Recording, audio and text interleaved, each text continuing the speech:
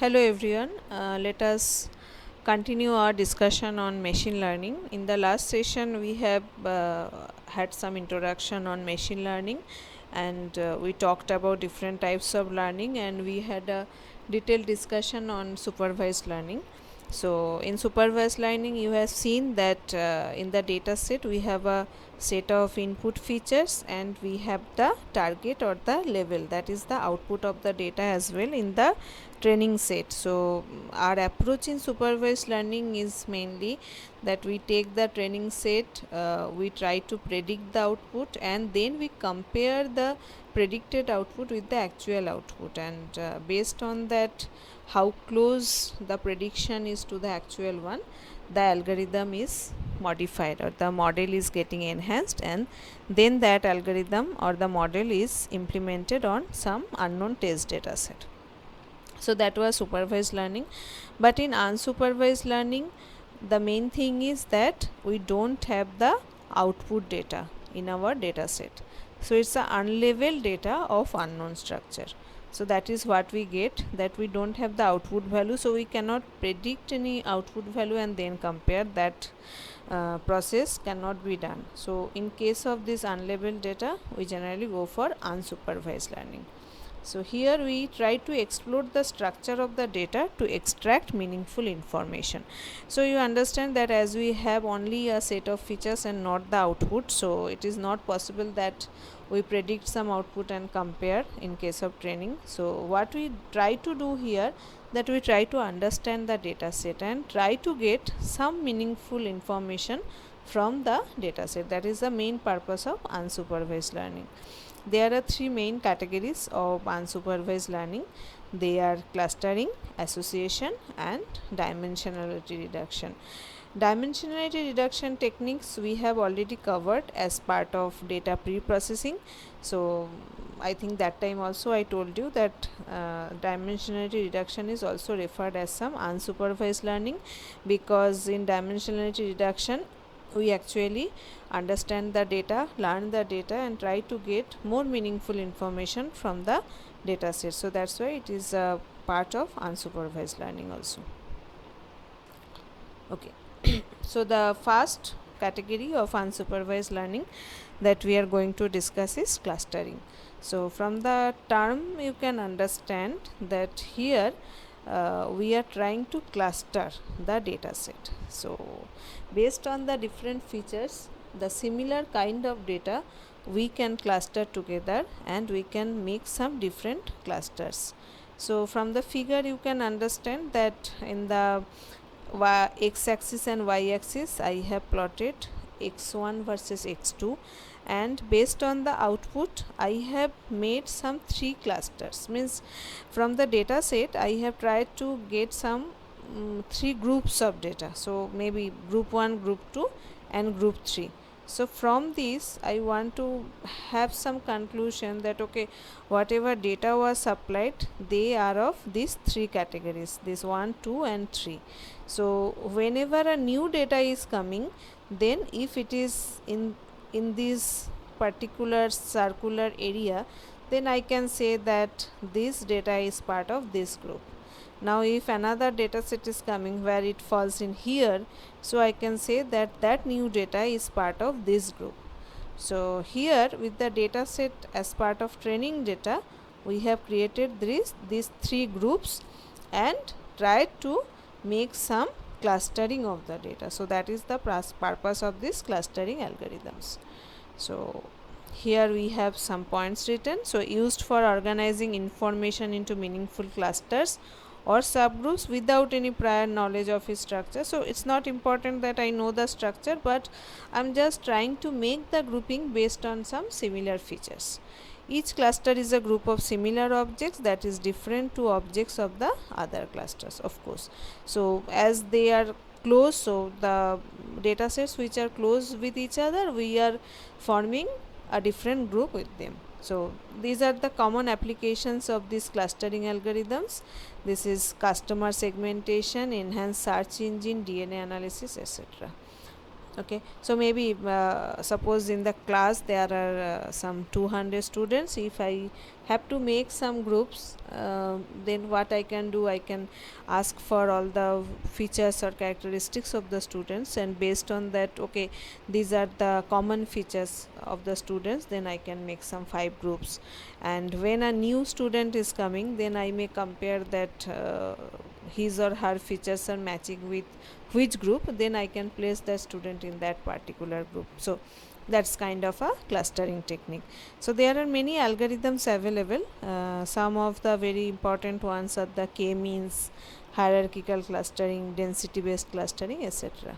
We'll try to discuss some of them in the later sessions.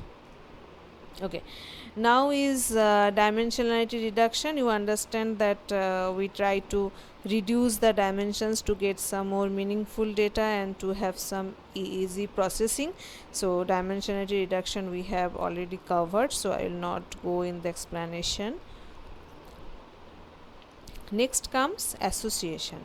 Okay, so it is another kind of unsupervised learning. So here we try to find some pattern in the data so that we can understand that which are the data points who occur frequently.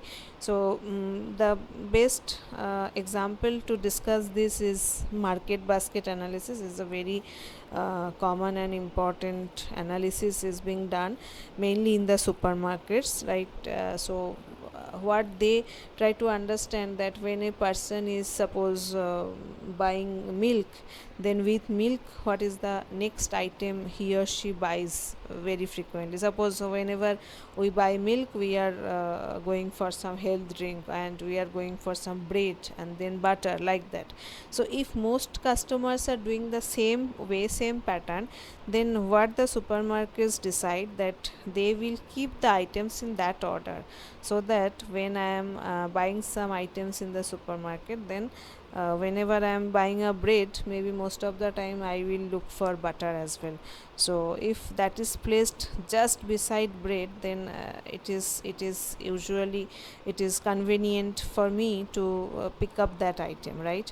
Because then I will not forget, and the selling of that item will also be increased. So in case of supermarkets, you will also understand that is very important, that how they place the items, most of the times the chocolates and some attractive items for children, those are kept just in front of the counter.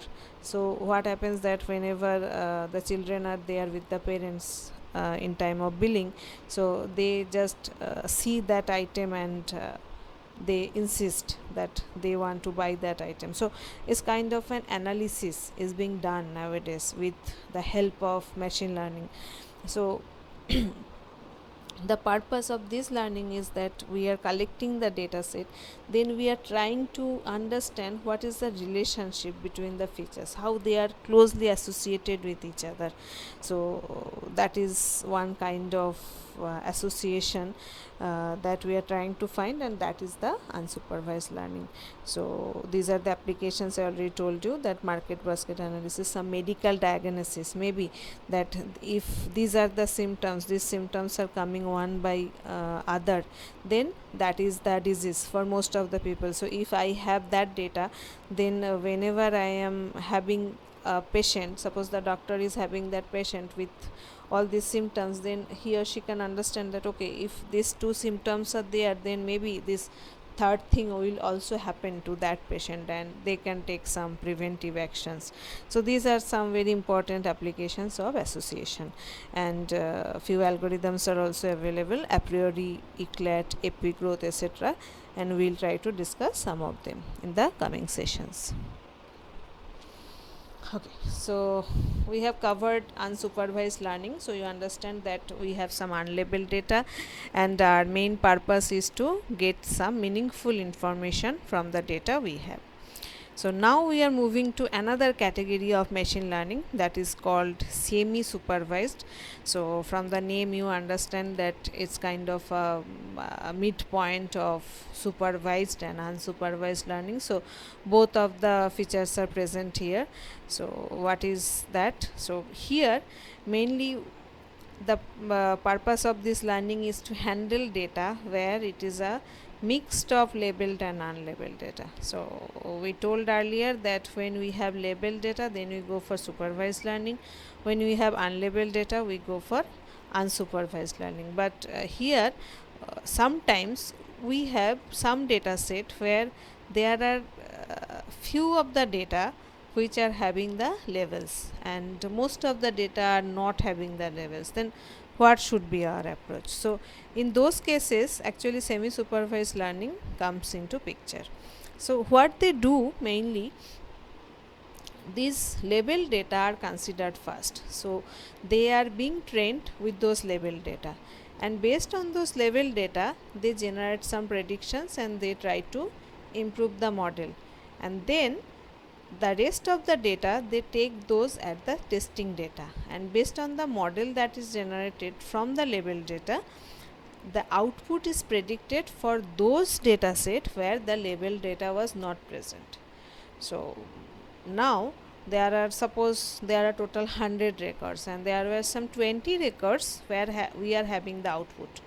So first we execute the algorithm on those 20 records and the algorithm is getting enhanced and now it is matching the predicted value with the actual value, and then the rest of the data is used, rest of the training data, maybe suppose I have taken some 80 records at the training data, so 20 at the labeled one, so I have already used them, and then the rest of the 60 we use them and we generate the output for them. So now I can say that total 80 records are having labels, maybe those for those 60 I have just predicted, I don't know the actual output, but if we assume that okay that predicted value is the actual value, close to actual value, then I take those 80 records as the label data and we execute the algorithm again, and it tries to predict the output for rest of the data set, and we have seen that in this approach we get very close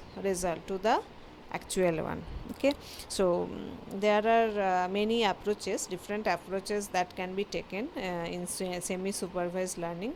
Those are pseudo labeling, ladder network, generative adversarial network. Okay, so we'll discuss on this simple one, that is the pseudo labeling.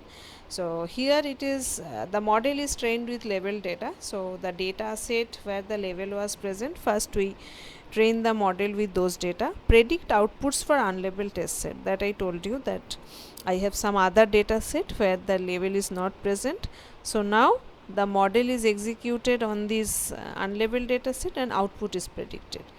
Concatenate the training levels with the test set pseudo labels. So now that training levels and the next set that we have already generated the predicted values, so those are made together, and now this algorithm is executed again on the entire set. So concatenate the features of the training set with the features of the test set. Okay, so we have just concatenated entire thing as if they all are labeled now.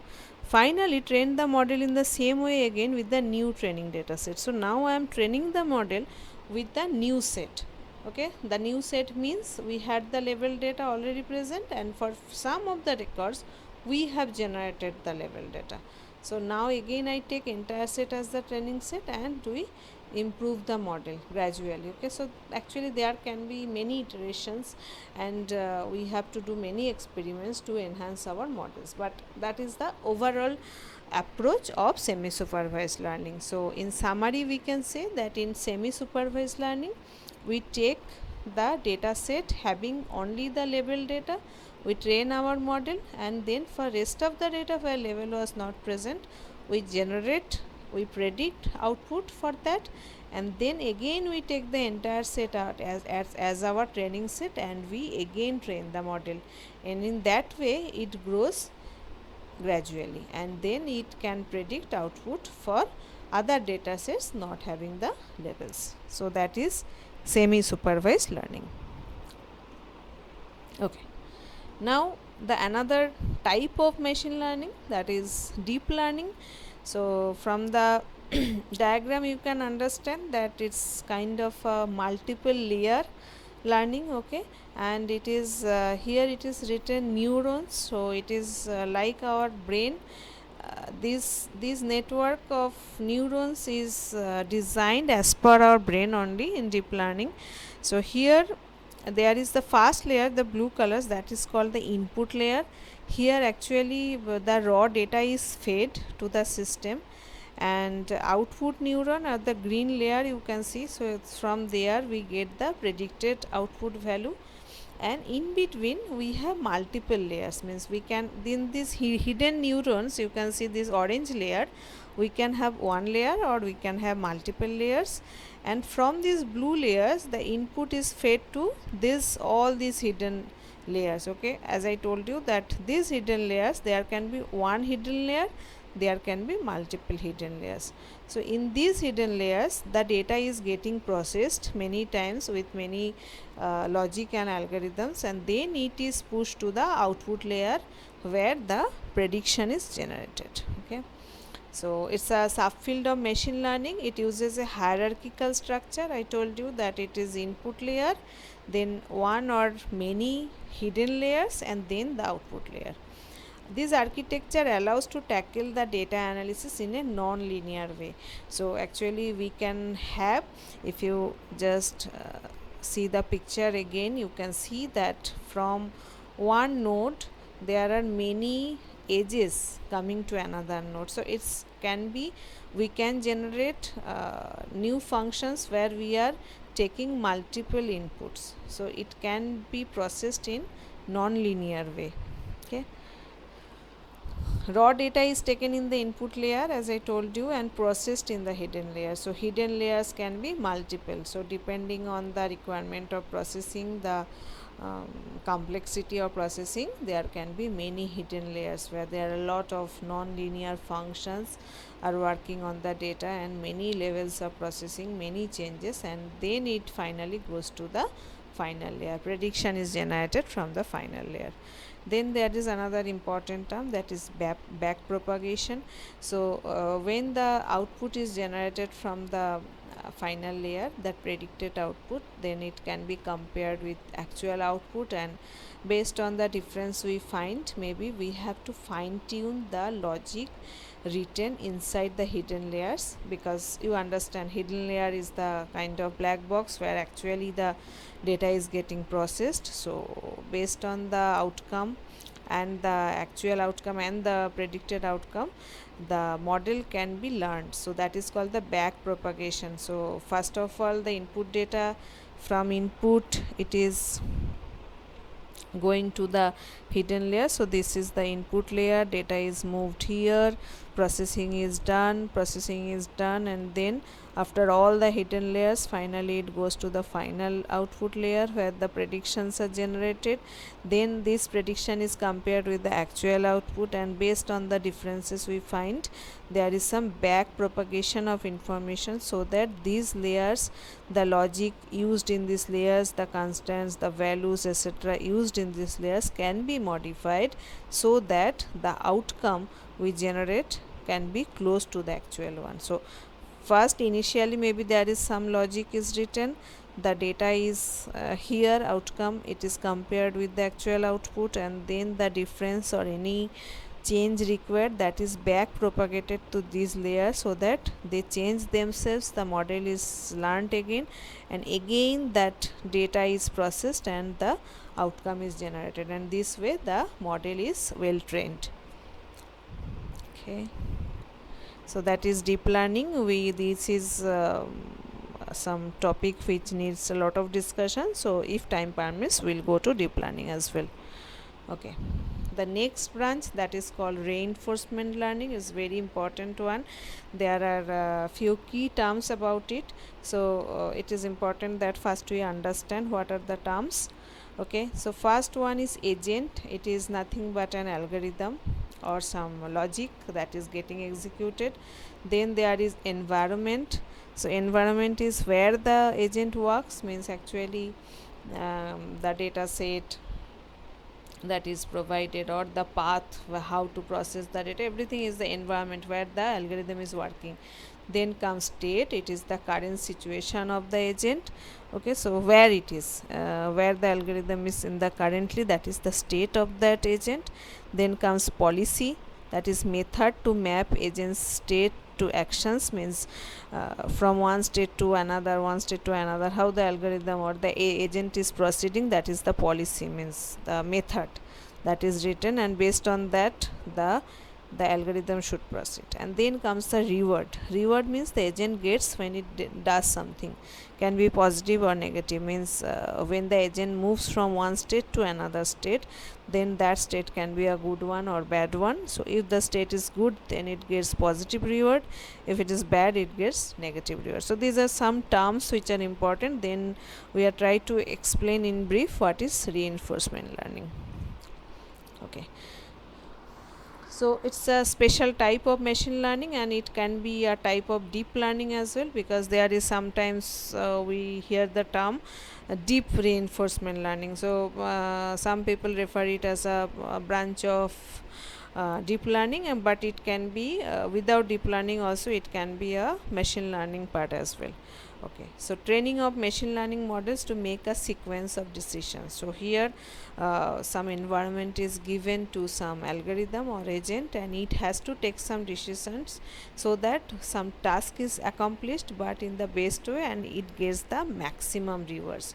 So here it is like through trial and error methods, the algorithm needs to maximize the reward. Okay, so it's kind of you will understand better way that it's kind of a game.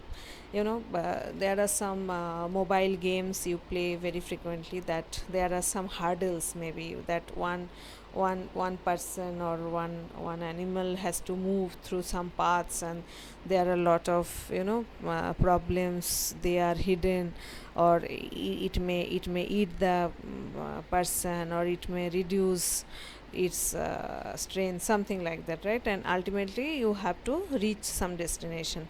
So how do you play the games? That when you start a game, then what happens, that as you are new, so you fail, and then you gradually you understand, you learn that how to play the game, and maybe after a few efforts you can reach up to 50%, you can reach up to 70%, and ultimately maybe you reach 100% with some reward points, right? There are some gold or some coins are given in the path if you go to the with the right track, some optimum path. So once you reach the end, then in the next iterations, what your tendency is to get maximum rewards, maybe that if can collect that, then your points are more.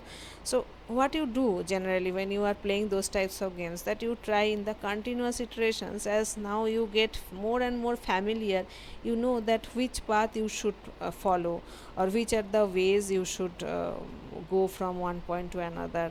So there are two purposes you have, that first you have to reach the destination, and you have to reach in the optimal path so that your reward is maximum, right? So that is the same thing which happens in reinforcement learning.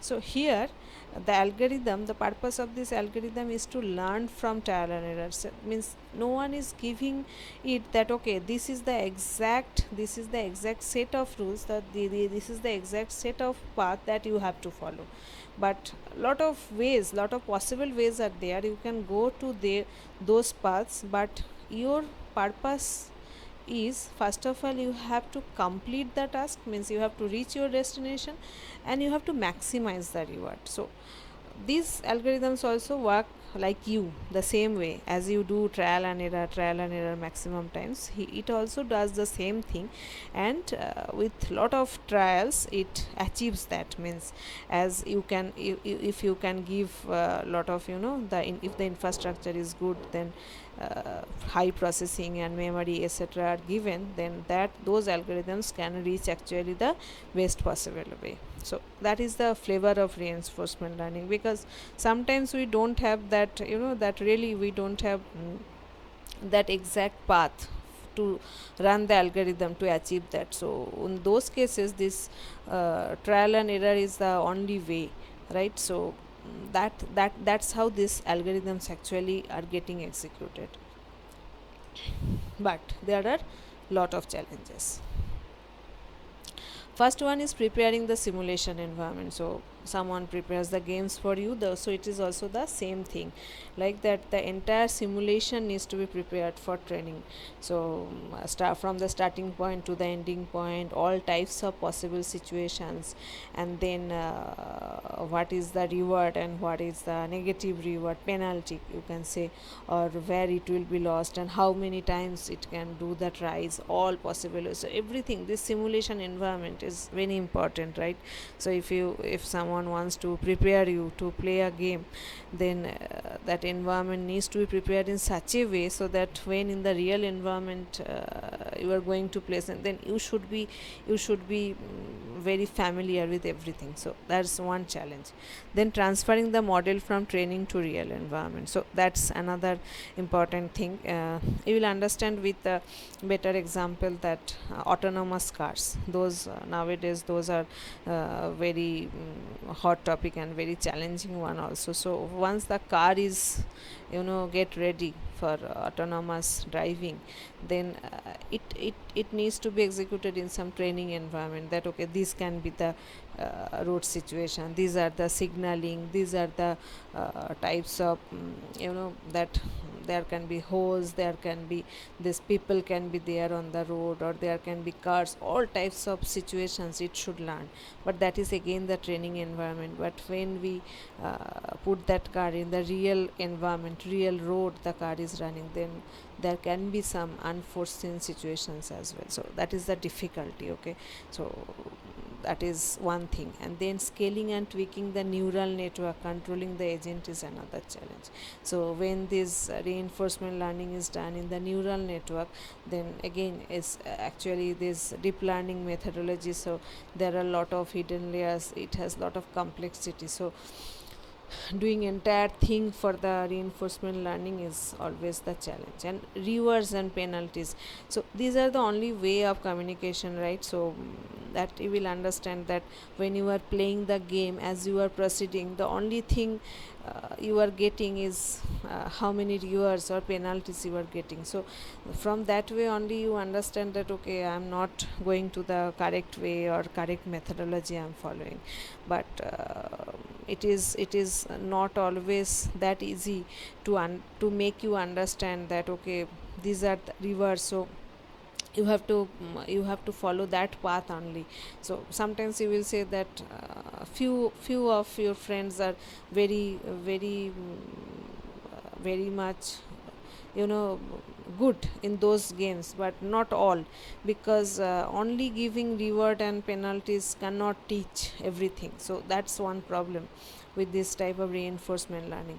And then it may lead to catastrophic forgetting. What is that? Catastrophic forgetting means that when the algorithm is learning some new things, then it is possible that it is forgetting some old things. So suppose in the training environment you are learning the game, so it's a very long one, so you have learned something in the earlier phases, then when you are reaching the destination you have learned many new things, and it's possible that you forgot the things that you learned in the initial phases. So actually in the test environment when you are going to run, you may forget those things. So that is one problem. And then reaching local optimum, so that is also important, that you are getting reward. So maybe you are moving through many paths and you are getting lot of reward, but the ultimate purpose is to reach the goal, the destination.